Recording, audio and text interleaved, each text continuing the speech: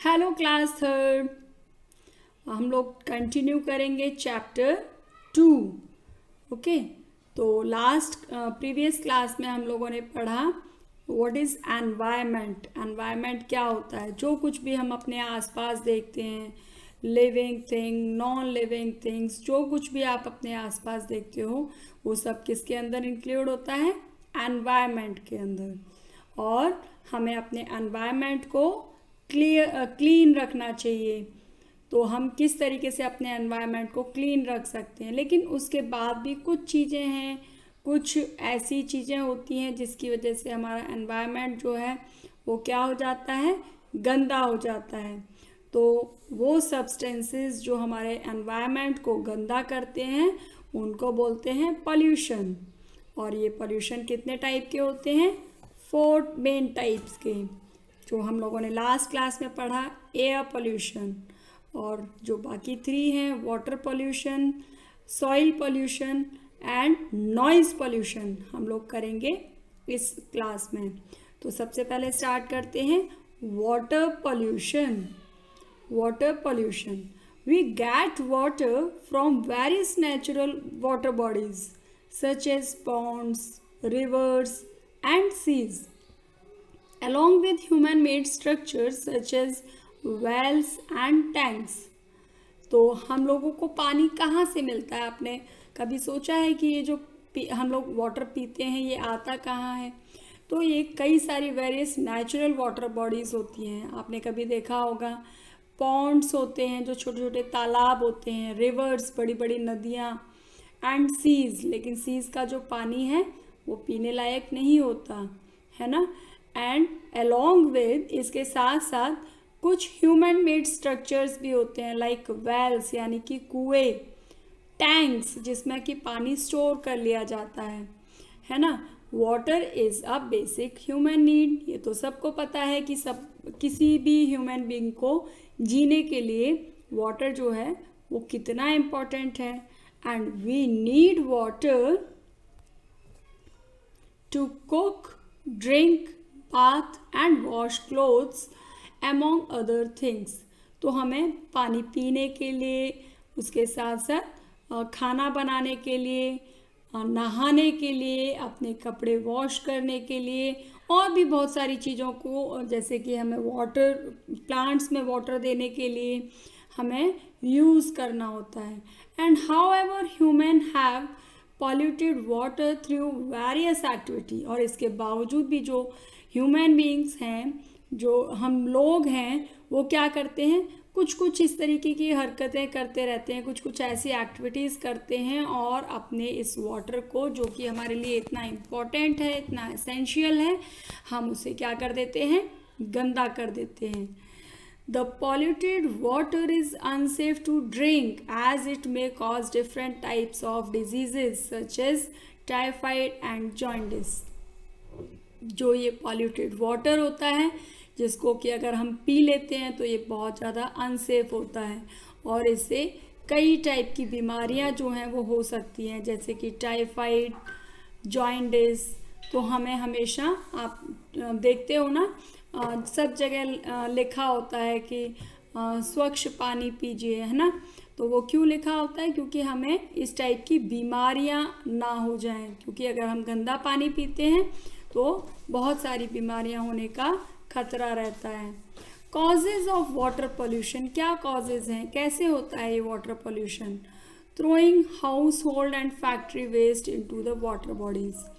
जो हम लोग गंदा कचरा जो है वो थ्रो कर देते हैं, वेस्ट जो होता है घर का, उसको हम लोग क्या करते हैं?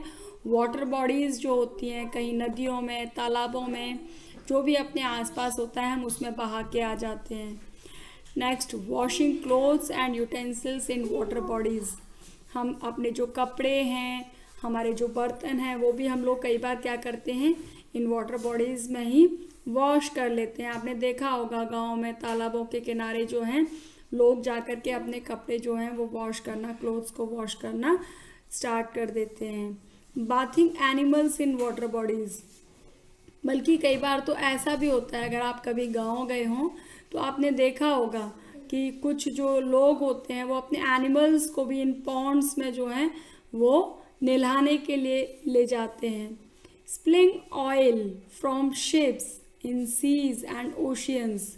तो जैसे कई बार क्या होता है, बड़े बड़े शिप्स जो हैं वो इन बड़े बड़े ओशियंस और सीज से निकलते हैं, तो उनमें से भी वो जो ऑयल होता है, उसमें से ऑयल जो है वो काफ़ी सारे केमिकल्स जो हैं वो उस वाटर में जा कर के मिल जाते हैं और उसको वो गंदा कर देते हैं। अब क्योंकि हम लोग ही इस वाटर को गंदा करते हैं, तो इसका सॉल्यूशन भी हमारे पास ही होगा।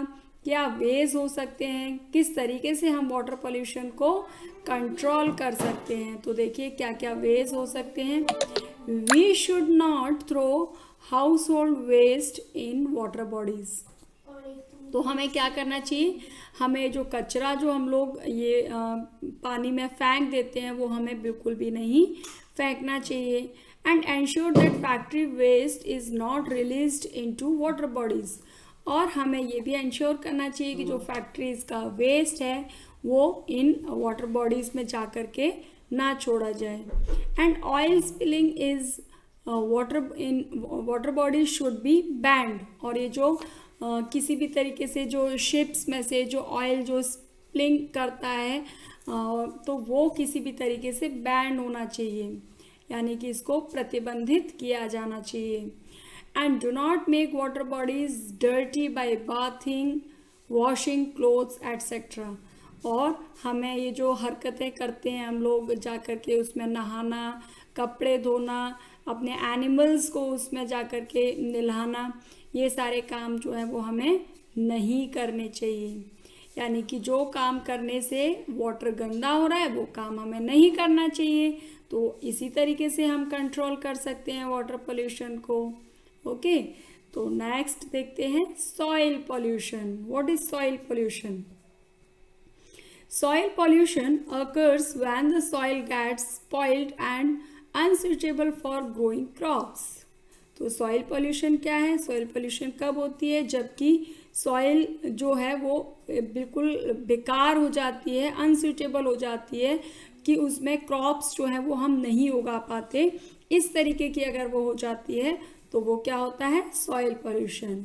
And soil pollution decreases the production of crops. अगर सॉइल पोल्यूशन होता है तो हमारा जो प्रोडक्शन है क्रॉप्स का, यानी जो फसलें उगाई जाती हैं वो धीरे धीरे क्या होती है? कम होती चली जाती हैं। Also eating fruits, vegetables and grains grown in polluted soil may cause various disease. और इसके अलावा अगर हम ये जो सॉइल होती है उसमें जो फ्रूट्स होते हैं, वेजिटेबल्स होते हैं, ग्रेन्स होते हैं, इस पॉल्यूटेड सॉइल में अगर हम उनको उगाते हैं तो क्या होगा? बहुत सारी बीमारियां जो हैं वो हो सकती हैं, सच एज स्टमक इन्फेक्शन जो है, हमारे पेट में इन्फेक्शन जो है वो हो सकता है। तो कॉजेज ऑफ सॉइल पोल्यूशन, क्या कारण है, कैसे होता है ये soil pollution? Same, throwing waste in public places like roads and park. जो हम कचरा रोड्स पर फेंक देते हैं, पब्लिक प्लेसेस पर फेंक देते हैं, हम बिना देखे बिना सोचे। आपने कई बार शायद आपने देखा होगा कि आप चिप्स, कुरकुरे, इस टाइप की जो चीज़ें खाते हैं और उनका जो रैपर होता है वो आप वहीं की वहीं रोड पर थ्रो कर देते हैं। तो आपको पता है कि ये डिकम्पोज्ड नहीं होता है ना। तो इस तरीके से क्या होता है? Soil pollution. और हमारी जो सॉइल है उसकी फर्टिलिटी कम होती चली जाती है। तो हमें इस तरीके का जो भी वेस्ट होता है वो कभी भी इस तरीके से पब्लिक प्लेसेस पर और रोड्स में, पार्क में हमें नहीं फेंकना चाहिए। Over use of chemicals to grow more crops and kill insects by farmer in their field. तो हम जो बहुत ज़्यादा जो केमिकल्स का यूज़ करते हैं, बहुत ज़्यादा फसलें उगाने के लिए, क्रॉप्स को ज़्यादा अमाउंट में ग्रो करने के लिए हम जो फार्मर्स हैं वो कई बार बहुत सारे केमिकल्स का यूज़ करते हैं। तो उससे क्या होता है, मतलब वहाँ पर जो इंसेक्ट्स होते हैं उन्हें मारने के लिए वो फार्मर उनको यूज़ करते हैं। तो उससे उस फील्ड की, उस एरिया की जो है फर्टिलिटी क्या हो जाती है? कम हो जाती है, ख़त्म हो जाती है, और सॉइल जो है वो पॉल्यूट हो जाती है। Improper dumping of factories and hospital waste. इसके अलावा जो फैक्ट्रीज़ होती हैं उनमें जो वेस्ट मटेरियल होता है, जो गंदा कचरा होता है, हॉस्पिटल्स का, आपने कई बार हॉस्पिटल्स के साइड में देखा होगा बहुत सारी बॉटल्स एंड बहुत सारी वेस्ट जो है उनका डंप लगा हुआ होता है। तो इस तरीके से उनको जो डंपिंग की जाती है, उनको वेस्ट को इस तरीके की प्लेसेस पर जो फेंका जाता है, उससे भी सॉइल पोल्यूशन होता है। And use of plastic and polythene bags. इसके अलावा आपने देखा होगा बीच बीच में गवर्नमेंट भी कुछ इस तरीके के रूल्स निकालती है कि नो प्लास्टिक, और प्लास्टिक बैग्स जो हैं वो बैन कर दिए जाते हैं, लेकिन उनको ना तो गवर्नमेंट जो है पूरी तरह से उनको फॉलो करवा पाती है, और ना ही हम लोग पूरी तरह से मेंटली उन चीज़ों को छोड़ पाते हैं। और ये प्लास्टिक बैग्स और पॉलीथीन बैग्स जो हैं ये क्या करते हैं, सॉइल पोल्यूशन बढ़ाते हैं। तो इनका सेम जो कॉजेज़ हैं, उन चीज़ों को अगर हम नहीं करेंगे तो वही उसका सॉल्यूशन भी होगा। तो देखिए किस तरीके से हम इसको दूर कर सकते हैं। तो आपने देखा जो सारी ही समस्याएं जो हैं, जो हम पैदा करते हैं, उन्हीं समस्याओं को हम कंट्रोल कर सकते हैं, उन्हें ना करके। तो वेज भी बिल्कुल वही होंगे, ways to control soil pollutions, dump all household, hospital and factory waste in a proper and hygienic manner। तो हम जो कचरा, जो हाउस होल्ड, जो हमारा गार्बेज है, उसको जो हम डंप लगा देते हैं सेम हॉस्पिटल्स के साइड में, एंड फैक्ट्रीज़ का जो वेस्ट होता है हम उसका कहीं भी डंप लगा देते हैं। हमें उसे क्या करना चाहिए, उसे प्रॉपर वे में, हाइजीनिक वे में हमें उसे फेंकना चाहिए। कहीं भी इसी तरीके से हमें सॉइल में उसको नहीं डालना चाहिए। एंड यूज़ क्लॉथ, पेपर और jute bags instead of plastic bags.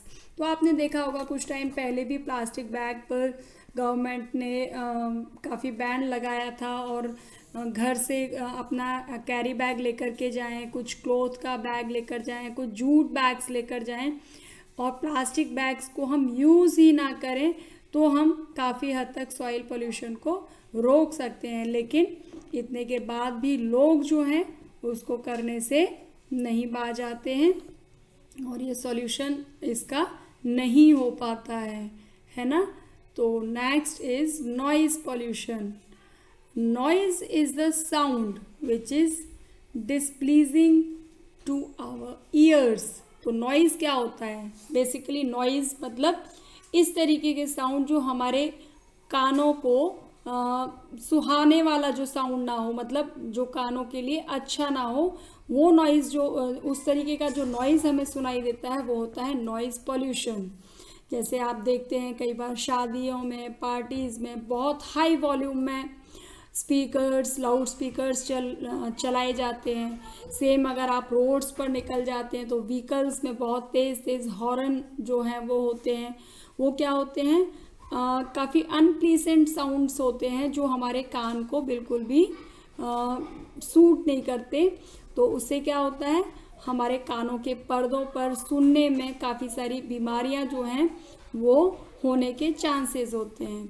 So high level of noise cause noise pollution. Noise pollution can cause temporary and permanent loss of hearing. अगर लंबे टाइम तक इस तरीके का नॉइज़ पोल्यूशन में हम लोग अगर रहते हैं या निकलते हैं, तो इससे हमारी टेम्परेरी या परमानेंट हम लोगों की सुनने की जो शक्ति है, क्षमता है, वो क्या हो जाती है, ख़त्म हो सकती है।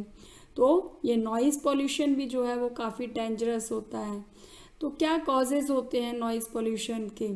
The source of noise can be indoor and outdoor. कहीं भी हो सकता है, घर के अंदर भी नॉइज़ हो सकता है और घर के बाहर यानी आउटडोर भी हो सकता है। Indoor noise occur from playing loud music और using electrical appliances such as a mixer. तो घर के अंदर भी आप इस टाइप के साउंड्स जो हैं वो सुनते हैं, जैसे हाई वॉल्यूम में टीवी चल रहा है, आपके स्पीकर्स, कई बार म्यूज़िक सुनने के लिए आप बहुत हाई वॉल्यूम में स्पीकर्स चलाते हैं, या कोई शादी है, पार्टी है, उसमें भी हम काफ़ी हाई वॉल्यूम में स्पीकर्स को चलाते हैं। जैसे कई बार मिक्सर भी जो होती है, जो हम घर में यूज़ करते हैं, उसकी भी जो वॉइस होती है, वो वॉल्यूम जो है, साउंड जो है वो काफ़ी तेज़ होता है तो वो हमारे क्या ईयर को इफ़ेक्ट करता है। Horns of vehicles in an example of outdoor noise. और इसके अलावा अगर बाहर आउटडोर की बात करते हैं तो आउटडोर में आप देखते हैं कि जो व्हीकल्स आप रोड पर आप बहुत उनके जो हॉर्न होते हैं वो काफ़ी तेज़ होते हैं, तो वो भी हमारे हियरिंग जो कैपेसिटी है उसको काफ़ी प्रभावित करते हैं। Ways to control noise pollution, avoid bursting firecrackers. जो हम लोग ये फायर क्रैकर्स दिवाली पर या किसी भी ओकेजन पर चलाते हैं उन्हें हमें क्या करना चाहिए, अवॉइड करना चाहिए। Play music at low volume. जो अगर हम म्यूज़िक सुनते हैं तो हमें कैसे सुनना चाहिए, काफ़ी लो वॉल्यूम में सुनना चाहिए, बहुत हाई वॉल्यूम में उसको नहीं सुनना चाहिए। And avoid unnecessary honking. और जो रोड्स पर हम लोग बिना मतलब में जो हॉर्न बजाते हैं वो हमें नहीं बजाते रहना चाहिए। ओके, तो इस तरीके से हम नॉइज़ पोल्यूशन को दूर कर सकते हैं। इसके अलावा देखिए यहाँ पर आपको दिया हुआ है, record your main daily activity for a week and write them under 2 column, good for the environment and bad for the environment at the end of the week, and share the good activities you perform with your classmate. आपको क्या करना है, आपको पूरे week की activities जो हैं उनको आपको नोट डाउन करना है। 2 कॉलम्स बनाने हैं जिसमें आपके जो एनवायरनमेंट के लिए अच्छी हैं और जो एनवायरनमेंट के लिए गंदी हैं, और फिर उसको आपको क्या करना है, उन एक्टिविटीज़ को आपको अपने क्लासमेट के साथ में परफॉर्म करना है। ओके, जो गुड एक्टिविटीज़ होंगी। नेक्स्ट वैल्यू कॉर्नर आपको दिया हुआ है, अब एनवायरनमेंट इज़ प्रीशियस। हमारा जो एनवायरनमेंट है वो काफ़ी प्रीशियस है, and suggest any 3 ways apart from the ones mentioned in the chapter to keep the environment clean।